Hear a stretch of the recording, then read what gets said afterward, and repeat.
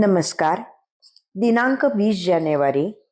कथेचे शीर्षक आहे भाऊ शेषाद्री. अक्कलकोट राज्याचे उपाध्याय गिरीराव होते.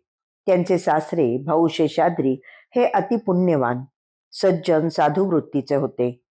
वार्धक्यामुळे ते थकले. मरणकाळ जवळ आला तेव्हा महाराज त्यांच्या जवळ जाऊन उशापाशी बसले आणि हातात एक जपमाळ घेऊन ती वर उंच उडवून झेलावी, परत उंच उडवावी, परत झेलावी असा चाळा करीत रात्रभर बसले. अखेर ती माळ तुटली. त्या क्षणीच भाऊंचेही प्राण गेले. भाऊंना स्मशानात पोचवून मगच महाराज निघून गेले. कोणाच्या अंत्ययात्रेत सामील होण्याची महाराजांची ही एकमेव लीला म्हणूनच विशेष आणि विलक्षण आहे. सर्वसाधारणपणे प्रापंचिक माणसे देवभक्ती करतात, पण त्यापैकी फार थोड्याच लोकांच्या तोंडून मरणाकाळी देवाचे नाव येते.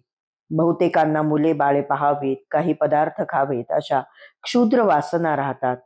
शेवटचे म्हणून कितीही पाहिले, अगर खाऊन घेतले तरी त्याचे असे काय समाधान किंवा कितीसे स्मरण मरणानंतर राहील याचा कोणीच विचार करत नाही.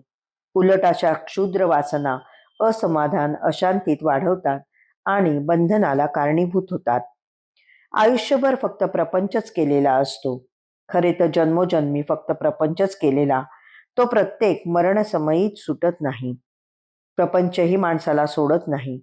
ममत्वाचे, मायामोहाचे बंध जीवाला करकचून आवळतात.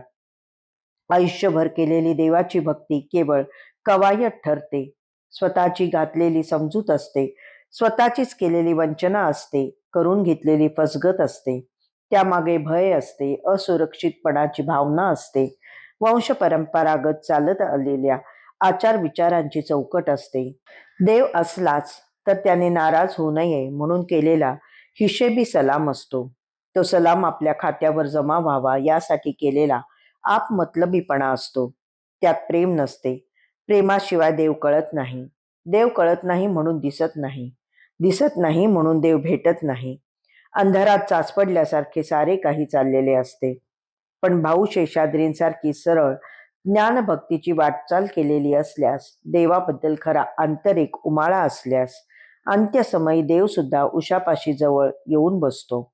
बाहेर पडू पाहणाऱ्या प्राणाला ऊर्ध्व गती देतो. हाडामासात मुरलेले नामस्मरण देवभेटीचे प्रेम वेगळे काढू लागतो. त्यामुळे देहाची आसक्ती कमी कमी होत कणभरही शिल्लक राहत नाही. हे चालणे, पाखडणे देव आपल्यासाठी करत असतो. ते पूर्ण झाले की प्राणांची माळका तुटते. देह खाली राहतो. भुसा कोंडा टाकून द्यावा तसा देह टाकण्यासाठी देव सुद्धा स्मशानापर्यंत येतो. नामस्मरण, जप इत्यादी पुण्यकाळ त्यातील प्रेमासकट तो आपल्याबरोबर घेऊन जातो. जीवाला सायुज्य मुक्ती देतो. आपल्या हृदयात सामावून घेतो. म्हणून तर ब्रह्मनिष्ठ वामनबुवांनी श्री गुरु लीलामृताच्या 16व्या अध्यायात लिहून ठेवले की जन्मभरी करीती अनुष्ठान, जप तप योग योग हवन दान, तथापि अंतकाली भगवत दर्शन महादुर्लभ असे. पूर्वीचे जुने मनुष्य साहजिक पवित्र चित्ताचे भोळे भाविक, म्हणून त्यावरी जगन्नायक तात्काळ कृपा करे.